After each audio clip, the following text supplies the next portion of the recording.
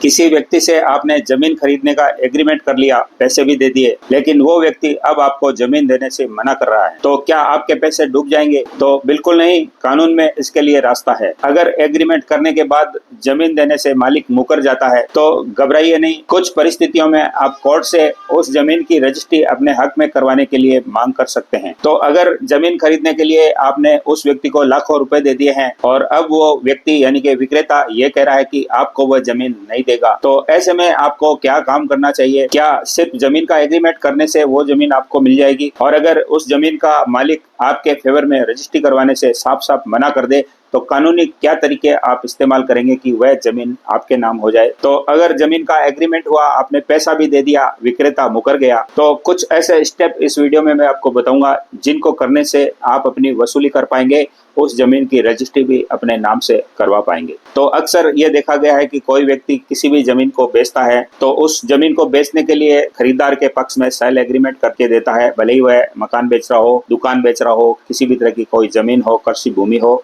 कोई गोडाउन हो, किसी भी तरह की चल अचल संपत्ति हो। उस एग्रीमेंट में ये लिख कर दिया जाता है कि एडवांस के तौर पर इतना रुपया आज लिया गया है और इतने समय के बाद बाकी का पैसा लेकर उस संपत्ति की तय दिनांक को विक्रेता रजिस्ट्री करवा देगा, उसका बैनामा संबंधित व्यक्ति के नाम करवा देगा। इसके बदले वह आपसे एडवांस राशि लेता है, कुछ पेमेंट एडवांस के तौर पर उसको दिया जाता है। और ऐसा होता इसलिए है कि अक्सर कई व्यक्तियों के पास संपत्ति होती है तो उनको पैसों की आवश्यकता होती है और पैसों की तुरंत सख्त आवश्यकता होने की वजह से वह उस संपत्ति को औने पौने दामों में भी बेचने से गुरेज नहीं करते। पैसों की जरूरत होने की वजह से वह उस समय ये नहीं देखता कि उसकी संपत्ति कम दाम में बिक रही है या उसका मूल्य बाजार मूल्य से उसको कम मिल रहा है। इसको एक उदाहरण से समझने की कोशिश करते हैं कि मान लीजिए कोई आपके पास संपत्ति है, उसकी मार्केट वैल्यू 15 लाख रुपए है और आपको सख्त रुपयों की आवश्यकता है, आपके पास और कोई रास्ता नहीं है। अब आप उस संपत्ति को 12 लाख रुपए में भी बेचने को तैयार हैं और ऐसे में खरीदार फायदे का सौदा समझकर तैयार हो जाता है। इसके बदले आप 2 या 3 लाख रुपए उससे एडवांस ले लेते हैं, उसको एक सेल एग्रीमेंट लिख कर दे देते हैं। खरीदार उस सेल एग्रीमेंट को रजिस्टर्ड भी करवा लेता है और उसमें 2 या 3 महीने का टाइम डाल दिया जाता है रजिस्ट्री करवाने के लिए, बैनामा करवाने के लिए। और ये सारी चीजें उस संपत्ति को बेचने वाला उस एग्रीमेंट में लिख कर भी देता है। आपसे एडवांस जो पैसा लेता है उसको भी वह स्वीकार करता है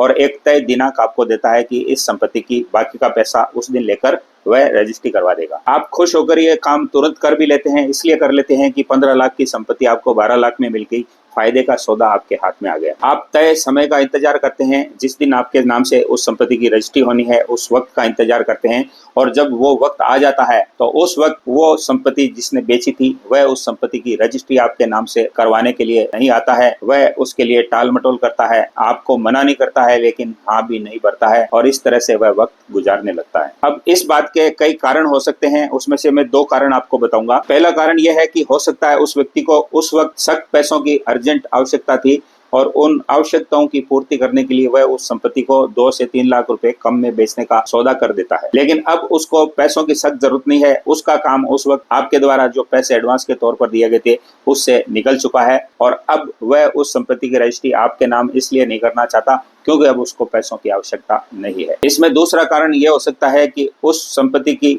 चूंकि मार्केट वैल्यू उस वक्त 15 लाख रुपए थी और उसने आपको 12 लाख रुपए में बेचा, लेकिन अब उस संपत्ति की वैल्यू बढ़ चुकी है और वह संपत्ति अब 20 लाख रुपए की हो चुकी है। तो वो ये सोचता है कि उसने आपको 12 लाख रुपए में संपत्ति बेच दी, अब वह 20 लाख की हो चुकी है तो वह आपको क्यों दे, वह अन्य किसी व्यक्ति को बेचना चाहता है और इस बात को लेकर उसके मन में लालच आ जाता है। पैसों को लेकर वह अपनी बेची हुई संपत्ति को अन्यतर किसी व्यक्ति को अधिक पैसों में बेचना चाहता है। तो अब ऐसे में आपके सामने एक विकट परिस्थिति खड़ी हो जाती है, आपका पैसा भी फंस गया, न आपके नाम से संपत्ति हुई और न ही आपका मैटर क्लियर हुआ। तो अब ऐसी स्थिति में आप क्या करेंगे? कैसे अपने पैसों को वसूल करेंगे या कैसे उस संपत्ति को प्राप्त करेंगे? भले ही आपके पास उस व्यक्ति के द्वारा सेल एग्रीमेंट किया गया है, भले ही आपने उसको रजिस्टर्ड करवा लिया था, लेकिन अब आपके सामने कानूनी उलझन आ चुकी है और कानूनी रास्ता आपके पास क्या बचता है? तो दोस्तों, यहाँ तक आपने इस वीडियो को देखा, आगे ये वीडियो बहुत ज्यादा जानकारी देने वाला और धमाकेदार होने वाला है, इसलिए इसको लाइक करते चलिए और अगर आपने अभी तक हमारे चैनल को ज्वाइन नहीं किया है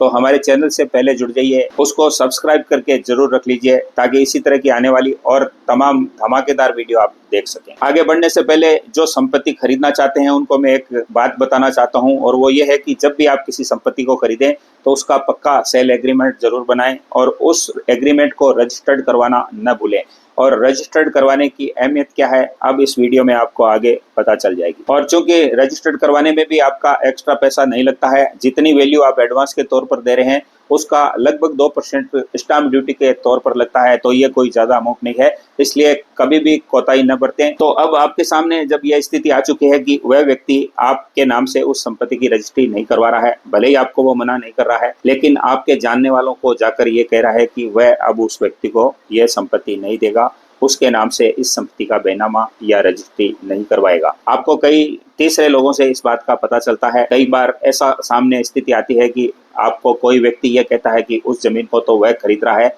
और उस व्यक्ति से उस संपत्ति को इतने रुपए में खरीदने की उसकी बात भी चल रही है। तो अब आपके सामने कानूनी रास्ता बचता है एक ही, और उस रास्ते के बारे में आपको बताने वाला हूं। उससे पहले आपको कुछ एविडेंस कर लेने हैं और मैं आपको 4 ऐसे पक्के एविडेंस बताऊंगा जिनको करने के बाद कोई माई का लाल संपत्ति बेचने के बाद, उसका एग्रीमेंट करने के बाद आपको मुकर नहीं पाएगा और आपको उस संपत्ति की रजिस्ट्री करने से मना नहीं कर पाएगा। तो पहला जो एविडेंस आपको इकट्ठा करना है वो ये है कि आपको जो रजिस्ट्री की दिनांक आने वाली है उससे पहले ही उसको उस संपत्ति की रजिस्ट्री करवाने के लिए तैयार होने के लिए आपके अलर्ट होने का एक नोटिस भेज दें। उसमें आप ये लिख दें कि आप इस दिनांक को इस संपत्ति की रजिस्ट्री करवाने के लिए तैयार हैं, आपके पास पैसा पेमेंट तैयार है और आप इस संपत्ति की रजिस्ट्री करवाएं। इसके लिए नोटिस आप एक अच्छे वकील महोदय से मिलकर तैयार करवा सकते हैं, उसकी ड्राफ्टिंग करवा सकते हैं। आप चाहें तो हमारे एक्सपर्ट के द्वारा भी ये बनवा सकते हैं। इस नोटिस को बढ़िया तरीके से ड्राफ्टिंग करके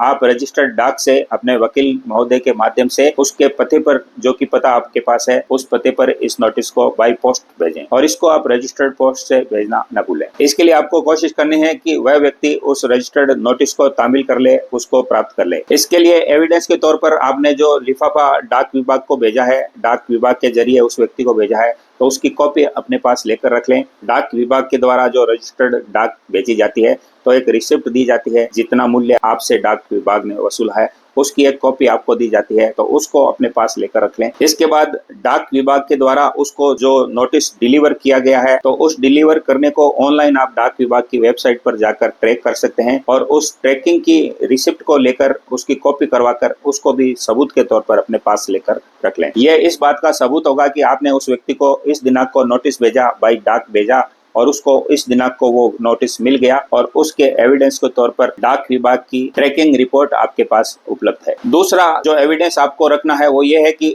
जिस संपत्ति का जो आपने खरीदा था, एग्रीमेंट किया था, तो उसका जो बकाया पेमेंट है उसको आपको इकट्ठा करके अपने पास बैंक अकाउंट में आपको रख लेना है। उस बैंक अकाउंट का आपको एक स्टेटमेंट लेकर रख लेना है एविडेंस के तौर पर, ताकि आप कोर्ट को ये बता सकें कि उस तारीख को आपके बैंक अकाउंट में उस व्यक्ति को देने के लिए पर्याप्त पैसा उपलब्ध था। इसके बाद आपको तीसरा काम करना है कि आपको चूंकि संपत्ति की जिस दिन रजिस्ट्री करवानी होती है, बैनामा करवाना होता है, तो संबंधित वैल्यू जो स्टाम्प ड्यूटी लगती है उसके आपको स्टाम्प परचेज करने होते हैं। तो वो स्टाम्प आप उस रजिस्ट्री के होने से पहले ही अपने पास खरीद कर रख लें और अगर हो सके तो उस पर डीड को राइट करवा लें, यानी कि जो आपका बैनामा रजिस्टर्ड होना है उसको उन स्टाम्प पर आप टाइप करवा के रख लें। और अब आपको मैं चौथा एविडेंस करने के लिए बताऊंगा कि आपको करना क्या है, और अगर आप ये कर लेते हैं तो कोई माई का लाल किसी भी संपत्ति का एग्रीमेंट करने के बाद उस संपत्ति की रजिस्ट्री करवाने के लिए आपको मना नहीं कर पाएगा। और वो चौथा काम ये है कि जिस दिन आपकी संपत्ति की रजिस्ट्री होनी थी उस दिन आप रजिस्ट्रार ऑफिस में पहुंच जाइए, तमाम स्टाम्प को लेकर,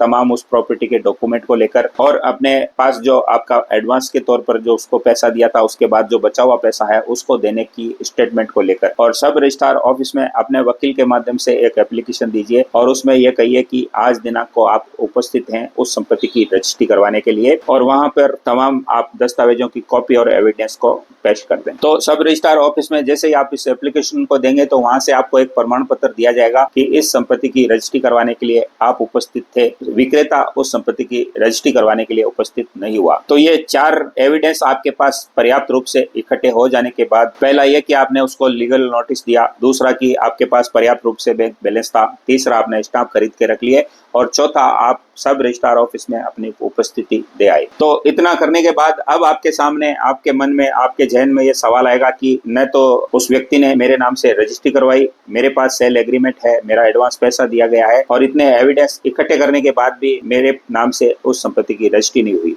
तो अब आपके सामने आता है कानूनी रास्ता, जो इतना करने के बाद आपके लिए बहुत आसान आपको लगेगा। इसके लिए आपको माननीय सिविल न्यायालय में उपस्थित होना है। वहां पर आपको एक वाद दायर करना है और ये वाद आपको दायर करना है स्पेसिफिक परफॉर्मेंस ऑफ कॉन्ट्रैक्ट की सेक्शन 37 के अंतर्गत। इसमें आपको ये बताना है कि संबंधित व्यक्ति ने आपसे कॉन्ट्रैक्ट किया था, एग्रीमेंट किया था उस संपत्ति को बेचने का, इतना पैसा उसने एडवांस के तौर पर लिया था और इतना पैसा इस तारीख को देकर उसकी रजिस्ट्री करवानी थी, लेकिन वो व्यक्ति मुकर गया और अब वो इस संपत्ति की रजिस्ट्री नहीं करवा रहा है। इसके लिए आपको तमाम एविडेंस वहां पर पेश करने हैं, जो 4 एविडेंस आपने इकट्ठे किए थे। इसके अलावा उस संपत्ति के जो फोटोकॉपी आपने उससे एग्रीमेंट के समय ली थी और इसके अलावा एग्रीमेंट की मूल कॉपी आपको वहां पर सबूत के तौर पर पेश करनी। और इसके बाद कोर्ट आपके मैटर को देखेगा और पर्याप्त एविडेंस होने की वजह से कोर्ट के द्वारा एक आदेश पारित किया जाएगा आपके फेवर में और कोर्ट के द्वारा उस संपत्ति की रजिस्ट्री आपके नाम से करवा दी जाएगी। अब दोस्तों स्पेशल एक विशेष बात यह है कि अगर इस कोर्ट की कार्रवाई चलने के दरमियान उस व्यक्ति ने, जो विक्रेता था,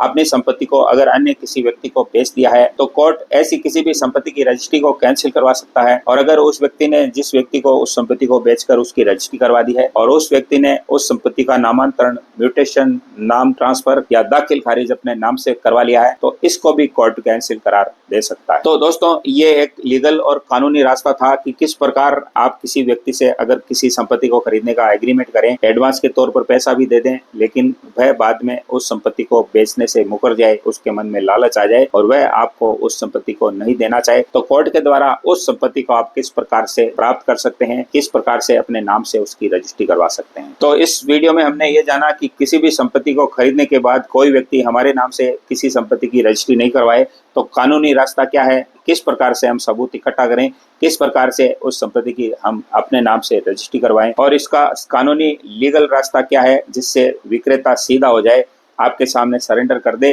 आपके सामने या तो समझौता कर ले या फिर उस संपत्ति की रजिस्ट्री आपके नाम से करवाने के लिए तैयार हो जाए। तो उम्मीद करता हूं आपको एक अच्छी जानकारी मिली होगी, एक बहुत अच्छी सीख आपको मिली होगी, बहुत कुछ जानने को मिला होगा। इसलिए अब सवाल बनता है एक लाइक करने का, इसलिए इस वीडियो को अब एक लाइक जरूर कर दीजिए। अगर अभी तक आपने हमारे चैनल को ज्वाइन नहीं किया है, सब्सक्राइब उसको नहीं किया है तो अब झट से कर लीजिए। इसके अलावा इसी तरह के वीडियो आप टेलीग्राम, इंस्टाग्राम और फेसबुक पर भी हमारे चैनल पर जाकर देख सकते हैं और वहां पर भी अगर आप हैं तो हमें ज्वाइन जरूर करिए। मिलते हैं आपसे नए टॉपिक, नए कंटेंट और नए वीडियो के साथ। तब तक के लिए नमस्कार, अपना ध्यान रखिए। जय हिंद, जय भारत।